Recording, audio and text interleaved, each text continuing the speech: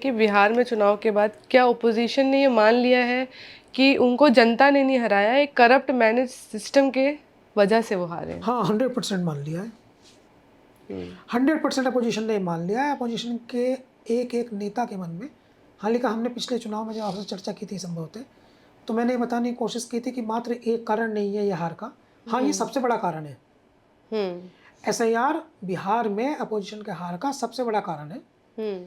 लेकिन गलत टिकटों का वितरण हुआ, परिवार में कलह हुई, असदुद्दीन ओवैसी को का फैक्टर, मुकेश सहनी को डिप्टी CM घोषित करना और असदुद्दीन ओवैसी को एक्सट्रीमिस्ट कहना, तो बहुत सारे ऐसे रीजन हैं जो बिहार में कांग्रेस और RJD में तालमेल की कमी, चुनाव का ध्रुवीकरण हो जाना, महिलाओं के अकाउंट में जीविका दीदी के नाम के 10,000 रुपये चले जाना, जो वहाँ बाहुबली लोग हैं उनका पूरी ताकत से सत्ता पक्ष के साथ में खड़ा हो जाना, इन्फ्लुएंस करना, फ्लोटिंग वोटर को अपने पक्ष में बहा लेना, तो ये बहुत सारे कारण हैं। लेकिन अपोजिशन जो है वो ये बात पूरी तरह से पूरे मन से मान के बैठ गया है कि उनको वो हारे नहीं, उनको हराया गया है।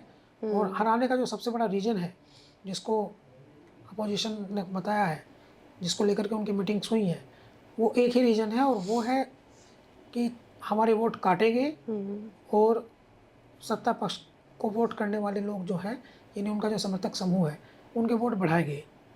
ये मुश्किल काम नहीं है ये पता लगाना कि जैसे मेरठ है पश्चिम उत्तर प्रदेश में, तो मेरठ में जो मुस्लिम बहुल इलाके हैं वो है तारापुरी, रशीद नगर, तो वहाँ लगभग 70 से 80 हज़ार मुसलमान रहता है। लेकिन जो दूसरे इलाके हैं, जैसे मेरठ सिटी शहर है, शास्त्री नगर है, या हुमायूं नगर, जाकिर नगर है, नाम से ही लग रहा है, तो पता चल जाता है BL लोगों की, या सभी को पता चल जाता है कि किधर की वोट किसके हैं। फिर बूथ बोलता है कि ये 5 साल से ये भारतीय जनता पार्टी को वोट कर रहा है, इस बूथ पे 5 साल समाजवादी पार्टी को वोट पड़ रहा है, तो पता चल जाता है। बहुत सिंपल वे है, कोई इतना बड़ा ये रॉकेट साइंस नहीं है कि ये पता ना चले कि किधर की वोट बढ़ानी है किधर की घटानी है। अगर लाभ देना है तो, काम फेयर नहीं करना है तो, फेयर करना है तो अलग सिचुएशन है, फेयर करना है तो अलग सिचुएशन है, लेकिन अगर फेयर जो है वो नहीं करना है तो आसान है। बेईमानी आसान होती है भाई,